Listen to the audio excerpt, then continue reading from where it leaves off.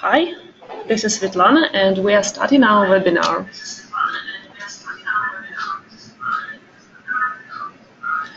First of all, I would like to cover some organizational issues. You can write questions to me during the transmission of this webinar, and either me or my assistant will answer it. If I will not be able to answer the questions right on the session, I will answer it in email when I will be sending to you the recording of this webinar.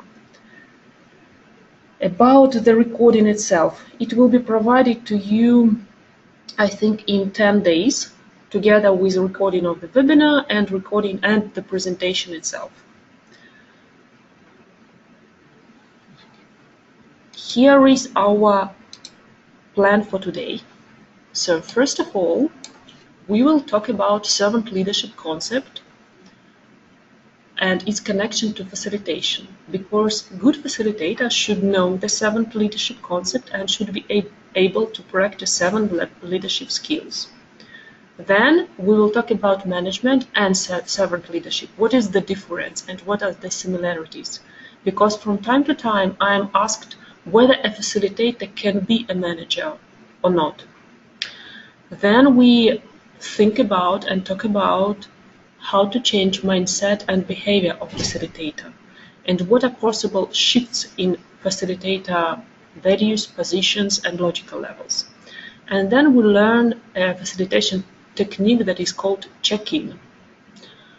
I would like also to remind you that this webinar is a part of a training that is called Agile Teams Facilitation, and the training is provided to us by IC Agile.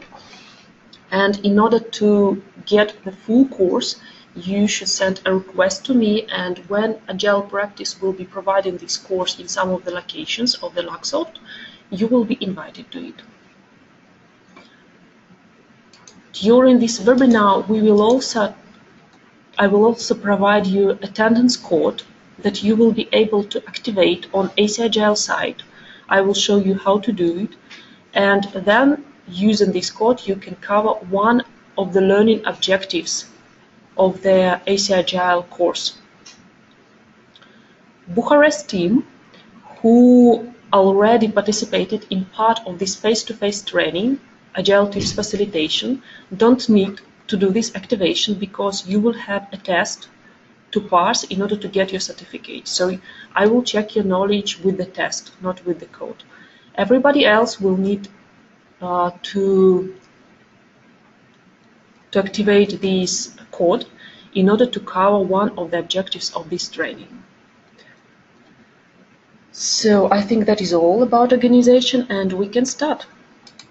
So, servant leadership concept was provided by Robert Greenleaf, and Robert Greenleaf was a very great philosopher of the past century and a person who had lots of works about management, about leadership, and he assumes that servant leadership focuses primarily on the growth and well-being of people and the communities to which they belong. He was sure that a servant leader is not a manager who is in control of everything, but a person who can help people to grow. And a good facilitator should also practice these servant leadership skills. Robert Greenleaf identified 8 very important skills of servant leader. You can see it right now. It is listening, empathy, healing, awareness, persuasion, foresight, conceptualization, and stewardship. It is a classical model of Robert and a model of leadership. And these qualities, all of them, are very important for good facilitator. So what is listening in this model? Listening is the ability of servant leadership to put his emphasis upon listening effectively to others. Servant leadership effectively and actively listen to a person who she or he is speaking to and able to understand what the person is talking about. And a good facilitator also should be able to listen to people and not only to provide directions. Good servant leader and a good facilitator needs to understand others' feelings and perspectives, and it means he or she should be empathic to people and practice empathy. Good servant leader should help to foster each person's emotional and spiritual health and wholeness, and it is about healing. Awareness. A servant leader understands his or her values and feelings, strengths and weaknesses, and as well as good facilitator should also understand how he or she feels in the right moment and what are the strengths and weaknesses of him, and what strengths and weaknesses the participants of the group can have. Persuasion. A servant leader influences others through their persuasiveness.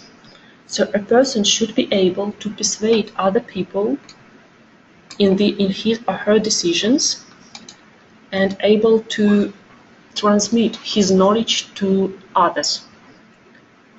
Conceptualization. A servant leader needs to integrate present realities and future possibilities. Foresight. A good servant leader and a good facilitator needs to have a well-developed sense of intuition about how the past, present, and future are connected. Stewardship. A good servant leader is a steward who holds an organizational or group resources in a trust for the greater good. And for surely, a good facilitator should be able to build communities, to make a group of people, a team that have some mutual goal and ability to go to this goal. And now I have a question to you. What do you think you personally need to develop as a facilitator? What of these qualities you need to develop first of all in yourself to become a great facilitator? You have questions tab and you can provide your answers into it.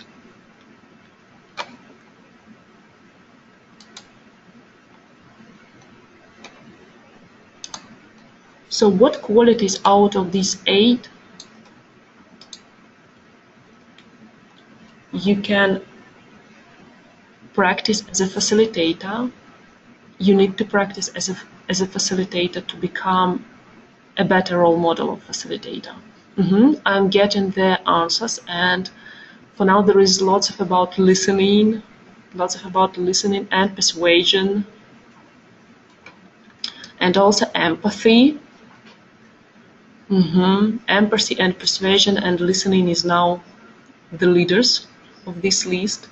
Also I see awareness. Yes, to be aware about your own state, your own feelings, your own intentions is also very important, as well as ability to understand how others are feeling right now. So yes, listening, awareness, persuasion, empathy. I see. There is no right answer for these. All of these qualities are very important, but I just would like to see your opinion on these. As for me, I can also agree that awareness, as for me personally, awareness and persuasion are also very important qualities when I am practicing facilitation, when I am doing facilitation in some groups. Apart from these 8 qualities, there are many others that you can practice to become a good facilitator and a good servant leader. You should be able to build communities, to help people, to foresight, to bring value to the team, to build trust in team, to build respect attitude between team members when being a facilitator. Being a facilitator is not being actually a manager. And on the next slide, you can see a diagram, management and servant leadership. So here you can see that in autocratic style, there is lots of management control, you see, and very little of employee control. And when you do facilitation to a group, again, if you're practicing some autocratic style, you practice lots of management control and you don't provide the rights to the group to decide. There is very little space here. In paternalistic style, there is a bit more employee or group member control or team member control, but there is still lots of management control. And when doing facilitation, it is not very good when you control all over the situation. In participative style, it is 50 to 50. So there is 50% that groups can control over the process, and there is 50% that manager controls. Servant leadership and good facilitation starts from delegative style or free rein style, because it is styles where the employees or group member control, there is more part of it. So what each of the style actually means. Autocratic style of leadership centralizes power and decision making in himself. He gives orders, assign tasks and duties without consulting to people, without consulting to group members who this person is facilitating. The leader, this kind of leader, autocratic leader, takes full authority and assumes full responsibility. Paternalistic leadership. Under this management or facilitation style, the leader assumes that his function is fatherly or paternal. Paternalism means father knows the best. The relationship between the leader and the group is the same as the relationship between the head of the family and the members of the family. The leader or facilitator in such situation guides and protects his group members as members of the family. So you see there are lots of limitations in these styles, autocratic and paternalistic styles of leadership, and actually facilitation styles. Participative leadership. Participative, also called democratic leaders, decentralized authority.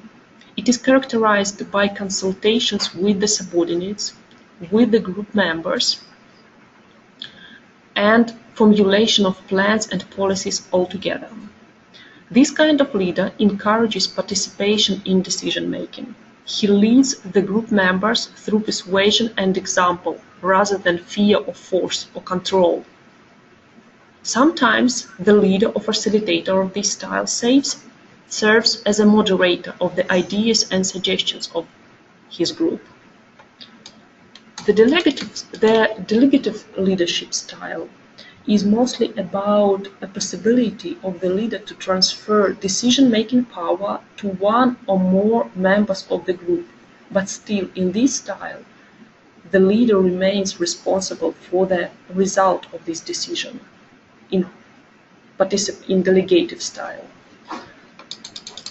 In free rein leadership and in free rein facilitation, leaders avoid power and responsibility.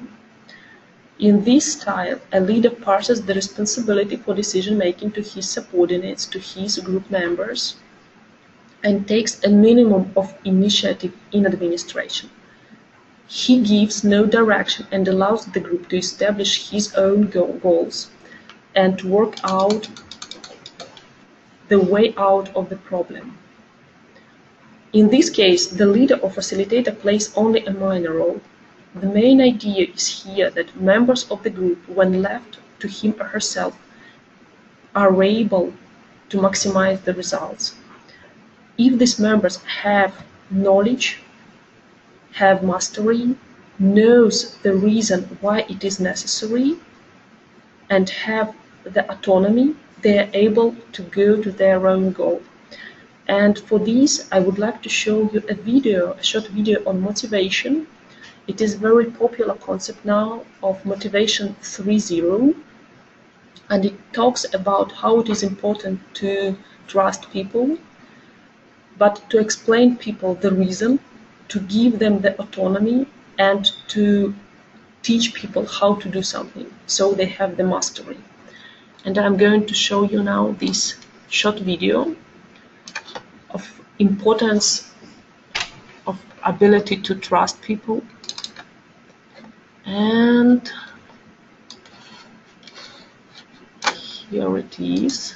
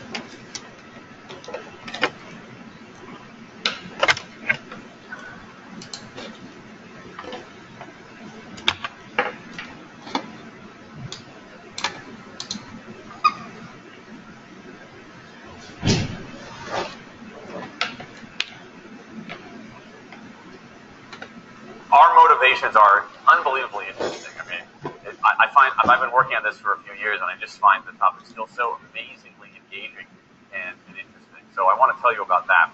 The science is really surprising. The science is a little bit freaky. Okay, we are not as endlessly manipulable and as predictable as you would think. There's a whole set of unbelievably interesting studies. I want to give you two that call into question this idea that if you reward something, you get more of the behavior you want. If you punish something, you get less of it. So let's go from London to the mean streets of Cambridge, Massachusetts, the northeastern part of the United States. And let's talk about a study done at MIT, Massachusetts Institute of Technology. Here's what they did. They took a whole group of students, and they gave them a set of challenges. Things like memorizing strings of digits, solving word puzzles, other kinds of spatial puzzles, even physical tasks like throwing a ball through a hoop. Okay, they gave them these challenges, and they said, to incentivize their performance, they gave them 3 levels of rewards. Okay? So if you did pretty well, you got a small monetary reward. If you did medium well, you got a medium monetary reward. And if you did really well, if you were one of the top performers, you got a large cash prize. Okay? We've seen this movie before. This is essentially a typical motivation scheme within organizations, right? We reward the very top performers, we ignore the low performers, and the other folks kind of in the middle. Okay, get a little bit. So what happens? They do the test, they have these incentives, here's what they found out. 1, as long as the task involved only mechanical skill, bonuses worked as they would be expected. The higher the pay, the better the performance. Okay, that makes sense. But here's what happens. But once the task called for even rudimentary cognitive skill, a larger reward led to poorer performance. Now, this is strange, right? A larger reward led to poorer performance? How can that possibly be? Now, what's interesting about this is that these folks here who did this are all economists, 2 at MIT, 1 at the University of Chicago, 1 at Carnegie Mellon, okay, the top tier of the economics profession. And they're reaching this conclusion that seems contrary to what a lot of us learned in economics, which is that the higher the reward, the better the performance. And they're saying that once you get above rudimentary cognitive skill, it's the other way around. Which seems like this kind of, the idea that these rewards don't work that way, seems vaguely left-wing and socialist, doesn't it? It's kind of this kind of weird socialist conspiracy. For those of you who have those conspiracy theories, I want to point out the notoriously left-wing socialist group that financed the research, the Federal Reserve Bank. So this is the mainstream of the mainstream coming to a conclusion that's quite surprising. It seems to defy the laws of behavioral physics. So this is strange. It's strange finding. So what do? They say, this is free. Let's go test it somewhere else. Maybe that $50, $60 prize isn't sufficiently motivating for an MIT student, right? So let's go to a place where $50 is actually more significant relatively, right? So let's take the experiment. We're going to go to Madurai, India, rural India, where $50, $60, whatever the number was, is actually a significant sum of money. So they replicated the experiment in India roughly as follows. Small rewards, the equivalent of 2 weeks' salary. Small performance, low performance, 2 weeks' salary, medium performance, about a month's salary, high performance, about 2 months' salary. Okay, so those are real good incentives. Okay, so you're going to get a different result here. Well, what happened though was that the people offered the medium reward did no better than the people offered the small reward. But this time around, the people offered the top reward. They did worst of all. Higher incentives led to worse performance. What's interesting about this is that it actually isn't all that anomalous. This has been replicated over and over and over again by psychologists, by some extent by sociologists, and by economists, over and over and over again. For simple, straightforward tasks, those kinds of incentives, if you do this, then you get that, they're great. For tasks that are algorithmic, set of rules where you have to just follow along and get a right answer, if then rewards, carrots and sticks, outstanding. But when the task gets more complicated, when it requires some conceptual, creative thinking, Those kinds of motivators demonstrably don't work. In fact, at work, but in a slightly strange way. If you don't pay people enough, they won't be motivated. What's curious about, there's another paradox here, which is that the best use of money as a motivator is to pay people enough to take the issue of money off the table. Pay people enough so that they're not thinking about money, they're thinking about the work. Now, once you do that, it turns out there are 3 factors that science shows lead to better performance. Not to mention personal satisfaction. Autonomy, mastery, and purpose. Autonomy is our desire to be self-directed, to direct our own lives. Now, in many ways, traditional notions of management run afoul of that. Management is great if you want compliance, but if you want engagement, which is what we want in the workforce today as people are doing more complicated, sophisticated things, self-direction is better. Let me give you some examples of this, of almost radical forms of self-direction in the workplace that lead to good results. Let's start with this company right here, Atlassian, an Australian company. It's a software company, and they do something really cool. Once a quarter on Thursday afternoon, they say to their developers, for the next 24 hours, you can work on anything you want. You can work on it the way you want. You can work on it with whomever you want. All we ask is that you show the results to the company at the end of those 24 hours in this fun kind of meeting, not a star chamber session, but this fun meeting with beer and cake and fun and other things like that. It turns out that that one day of pure, undiluted autonomy has led to a whole array of fixes for existing software, a whole array of ideas for new products that otherwise would never emerge. One day. Now, this is not an if-then incentive. This is not the sort of thing that I would have done 3 years ago before I knew this research. I would have said, you want people to be creative and innovative? Give them a freaking innovation bonus. If you can do something cool, I'll give you $2,500. They're not doing this at all. They're essentially saying, you probably want to do something interesting. Let me just get out of your way. One day of autonomy produces things that never emerge. Now let's talk about mastery. Mastery is our urge to get better at stuff. We like to get better at stuff. This is why people play musical instruments on the weekend. You got all these people who are acting in ways that seem irrational economically. They play musical instruments on weekends. Why? It's not going to get them a mate. It's not going to make them any money. Why are they doing it? Because it's fun. Because you get better at it, and that's satisfying. Go back in time a little bit. I imagine this if I went to my first economics professor, a woman named Mary Alice Schulman, and I went to her in 1983 and said, Professor Schulman, can I talk to you after class for a moment? Yeah. I got this inkling. I got this idea for a business model. I just want to run it past you. Here's how it would work. You get a bunch of people around the world who are doing highly skilled work, but they're willing to do it for free. And volunteer their time, 20, sometimes 30 hours a week. Okay, she's looking at someone skeptically there. Oh, but I'm not done. And then what they create, they give it away rather than sell it. It's going to be huge. And she really would have thought I was insane. Right? It seemed to fly in the face of so many things. What do you have? You have Linux powering 1 out of 4 corporate servers in Fortune 500 companies. Apache powering more than the majority of web servers. Wikipedia. What's going on? Why are people doing this? Why are these people, many of whom are technically sophisticated, highly skilled people who have jobs? Okay? They have jobs. They're working at jobs for pay, doing sophisticated technological work.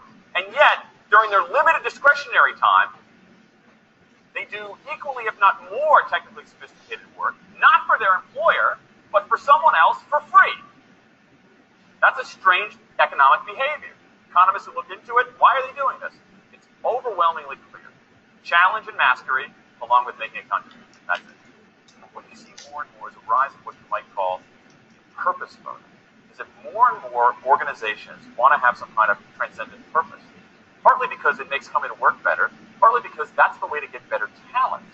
And what we're seeing now is, in some ways, when the profit motive becomes unmoored from the purpose motive, bad things happen. Bad things ethically sometimes, but also bad things just like not good stuff, like crappy products, like lame services, like uninspiring places to work. And when the profit motive is paramount, or when it becomes completely unhinged from the purpose motive, just people don't do great things. More and more organizations are realizing this and sort of disturbing the categories between what's profit and what's purpose. And I think that actually heralds something interesting. And I think that the organizations that are flourishing, whether they're profit, for profit, or somewhere in between, are animated by this purpose model. Let me give you a couple of examples. founder of Skype. He says, our goal is to be disruptive, but in the cause of making the world a better place. It's a pretty good purpose. Here's Steve Jobs. We want to put a ding in the universe. All right? That's the kind of thing that might get you up in the morning and racing to go to work. So I think that that we are purpose maximizers, not only profit maximizers. I think the science shows that we care about mastery very, very deeply. And the science shows that we want to be self-directed. And I think that the big takeaway here is that if we start treating people like people and not assuming that they're simply horses, slower, smaller, better smelling horses, if we get past this kind of ideology of carrots and sticks and look at the science, I think we can actually build organizations and work lives that make us better off. But I also think they have the promise to make our world just a little bit better.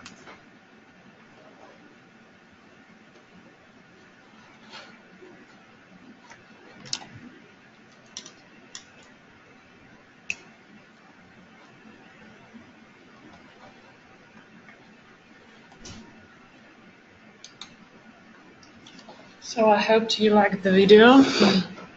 And please remember, when you're doing any facilitation, you should think that the people know the purpose, for instance, of the meeting. For instance, the meeting, the planning meeting, or the PBR meeting, or the retrospective meeting. So they know why they're here. They know the purpose. And that they are aware how to do during this meeting and what to do during this meeting. They have the necessary skills, for instance, to refine the requirements, to do the planning, to do the estimations, so they know how to. And they also have autonomy, that there is no manager who is standing under them and saying, you do this and you do that. So there is purpose, there is mastery, and there is autonomy in the group that you are facilitating. And also remember, as a facilitator, please, about the 8 important qualities of servant leadership model. Now we will talk a bit about shift in facilitator mindset. So first of all, facilitator should teach people how to fish, other than giving fish every time, other than providing every time the decision how the group should behave. So the facilitator should try to teach people how to communicate consciously to one another and how to make decisions, to evaluate information, to gather information, and to pass through the process of evaluation, gathering, and decision-making. Also, facilitator should stay curious and seeing the best in people over judging or manipulating the group. Focusing on the leverage in the present moment is also important, and not speculating only about past and future. For instance, why this meeting was wrongly facilitated, why this problem appeared during a meeting. Yes, it is very important to learn the lessons learned, but then to stop playing game and to think about what we can do right now to make our meetings better in the future. Also, facilitators should be responding to change. If a facilitator sees that some facilitation technique doesn't work for the particular group of people, facilitators should try to change the facilitation technique, to change the way of facilitation, over following the plan of facilitation. For instance, you have some facilitation guide, you prepare some facilitation schedule, but you see that the group has changed, someone didn't came, some probably of decision makers didn't came, some of the stakeholders didn't came. So you need to work out a new facilitation plan. You should be able to respond to changes. Also, when doing facilitation, it is also very important to be able to stand in different positions. There are mainly 4 positions that you can appear during the facilitation process. The first is self, is I. It is how I feel, see, hear about the situation, the current situation in the group that I'm facilitating, or in the current situation when I'm talking to someone from the group. The second position is you position. It is the other. It is how other persons really look, sounds, and feel if you were this person. So it is the ability of a facilitator to put someone else's shoes to be in someone else's shoes. And also there is a third position of he, she, or observer. How the situation appears to someone who is not involved. I think it is the most important position for facilitator. It is the ability to hold neutrality to the group, because facilitator should be neutral, should be able to see the situation as a big picture. So this third position is very important for facilitation process and for facilitator state. There is also fourth position. It is how the situation appears to all of us as a single unit. It is we position. So in the previous image, you can see like several people talking to one another. So someone can be in I position, someone can be in you position. There is also a person looking to these people. It is the third position, the position of observer, and all of them can be in we position. It is very important for facilitator to be able to switch positions, especially if facilitator is combine several roles. For instance, if facilitator is a manager or QA lead or developer, when you are doing facilitation to a group that you're already involved in.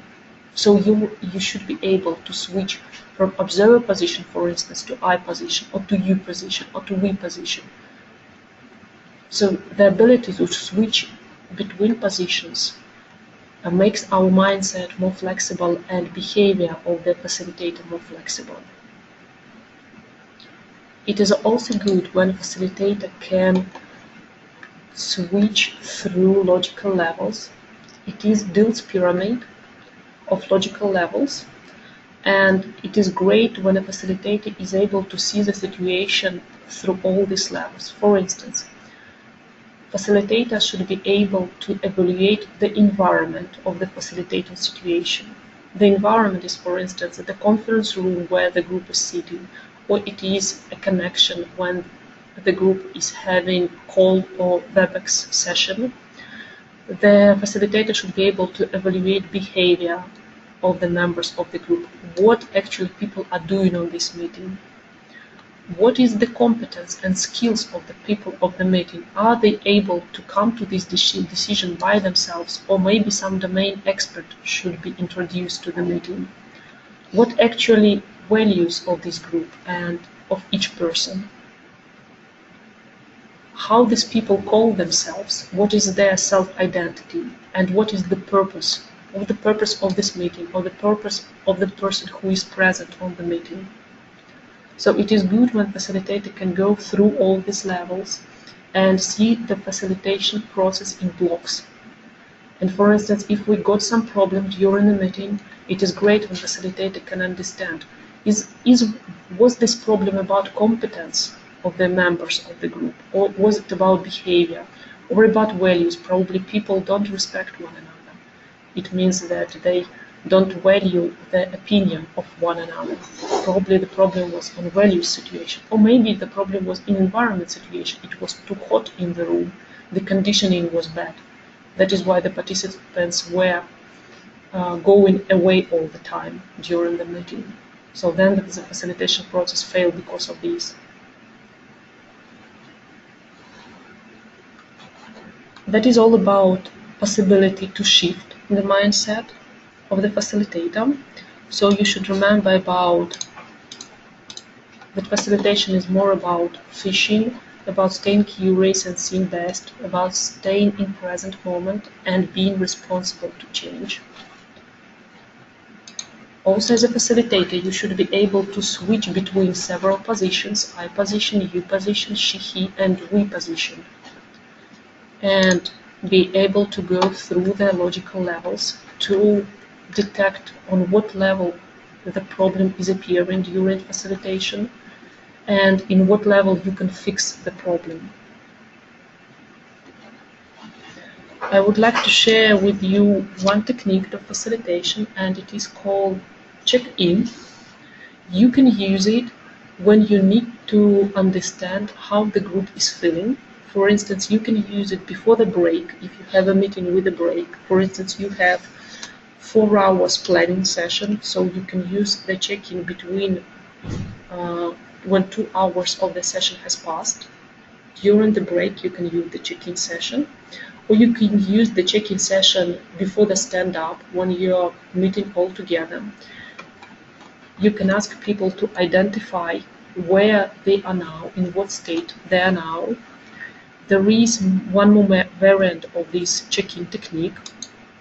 It is called Met Set Glad. It is easier to use because there are only 3 states out of 5. So you can draw such a flip chart, put Met Set Glad faces under it, and ask people to put their names to see how the group is feeling right now. For instance, if there are lots of people who are mad right now, you can ask what is the problem, and probably it is necessary not to continue the meeting, but to question the current situation and to give people a possibility to communicate their current mode. So it is very easy technique to use during stand-ups, before that stand-ups, or during some long meetings when you need to identify, are the people still alive? Are they still okay about participating in the meeting? That is all for today about facilitation. And if you have any questions, please go ahead. I will read the questions. What do you do if they are not communicating and they don't want to share their mood? Well, that's okay. It can happen. Then you can question why the people are not sharing their mood. Probably because there is no trust in the group, and they don't respect other people, or they don't trust people, and they think that there will be some punishment for the group if they, for instance, identify their mood as mad, which means angry or sad. So first of all, this identification should be done. Or you can do it in another way. You can ask the people who would like to share their mood, and probably if someone else who don't want to share his or her mood will see that most of the group members are sharing their mood, that there is no punishments and nothing bad is happening, they can also would like, this minority of the group can also would like to share their opinion of their current state. So it's just a possibility to play a bit, and you can suggest to people to have it. If they don't want, then they don't want, then you can probably provide some other technique to them. How to make people to be honest in case of Met Set Glad test? Well, you should work with the information they're providing. If everybody is providing to you information that everybody is glad, you should take it as is. I mean, it is not like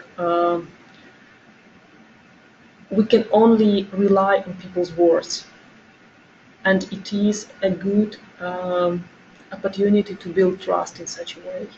I mean, if people are sad and for some reason are trying to not to say about it anything, then it is as it is. And probably when you do this Met Set Glad check every morning, people will start trusting each other more and more, and maybe you will get more relevant results in a week or in a month of this check. So it is a test that could be that should be provided to the group on a regular level, and then you can have a calendar actually of the moods. And you can see that, for instance, at the beginning of the sprint, most of the people are sad or mad, and at the end of the sprint, most of the people are glad. So you can take this question into retrospective. You can bring this calendar of moods to retrospective and say, guys, hey, why we are always mad at the beginning of the sprint? Probably something is going wrong and we need to change something. One more question. What can be done if an issue is found on values level? I think we're talking now about mindset shift on logical levels. Well, if you find some problem on values level, for instance, people are not respect one another, you can try to change it on the identity level. Probably people, you again can question why, and you can try to ask people to identify themselves, how they feel. how they can call one another. What I mean, that probably some people think about themselves as professionals and about others as non-professionals, and it can be the problem in values. But it also can be a problem in competence level, because this pyramid can be changed from the top to the bottom and from the bottom to the top. For instance, people can't trust to other people because they don't have the necessary skills, the necessary competence. And again, it is the question, it is, you see, the issue of the dialogue between people, because this diagram is just analytical tool, is just the possibility to identify on what problem, on what level the problem is. And after then you should start the dialogue with people. What is the approach for the facilitator? The approach is facilitator. Probably it's again about the mindset shift on logical level. So you use this diagram, you use this pyramid to identify on what level is the problem, and then you work either on this level or on the level that is above or below. You ask questions about identity, who are the people, or you ask questions about values or skills, or about competence. In such a way, it is possible to change this level's value. More questions are coming. Let me see. There is opinion that check-in test can be not very valuable at the end of the meeting. Actually, if you're going to continue this meeting the next day, it can be valuable.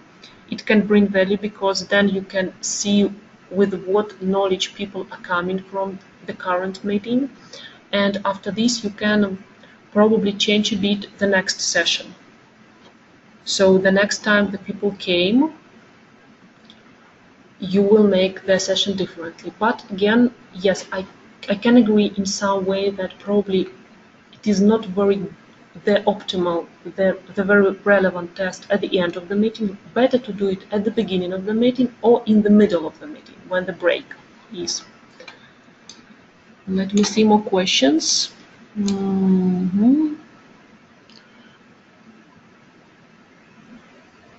How to deal with specific people if their position is always resistance to any change or idea involvement.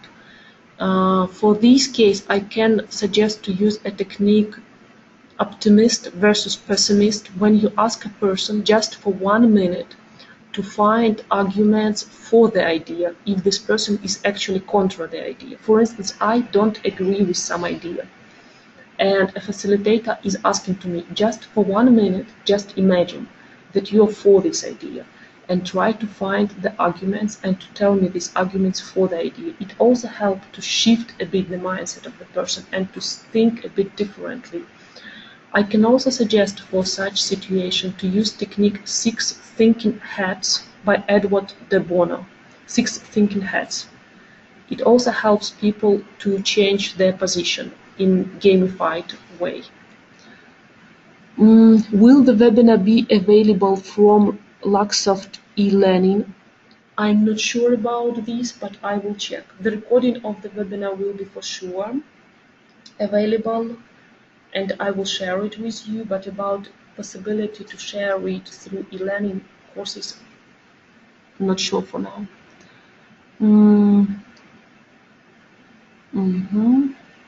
In case of recurrent retrospective meetings conducted every 2 weeks, is the SEDMED technique useful? Yes, I think it is useful because, again, you will see the tendency.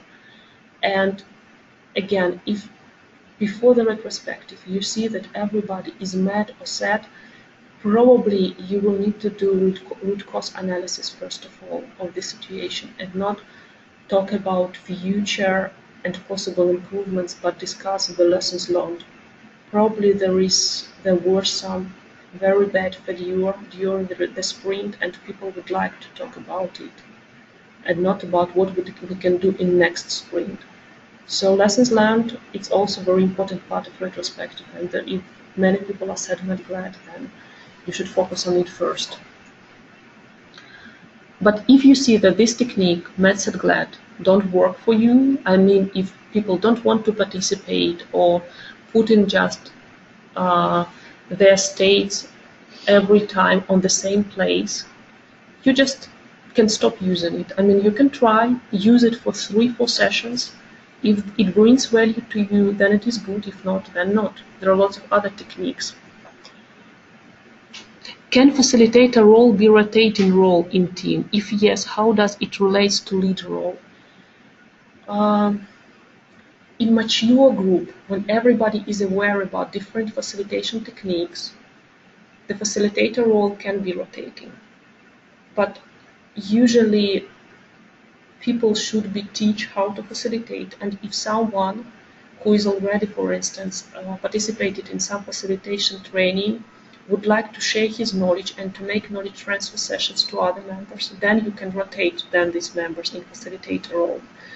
But telling the truth, I prefer when I'm working with Scrum Masters or managers, when I am teaching them to be facilitators, then facilitator role became stable in the team, because this person have the knowledge of facilitation and can do facilitation much more better than the person who does not have this knowledge. But facilitator can ask someone to assist him during the facilitation process, and in such a way the facilitator can teach people to become their assistants and then facilitators.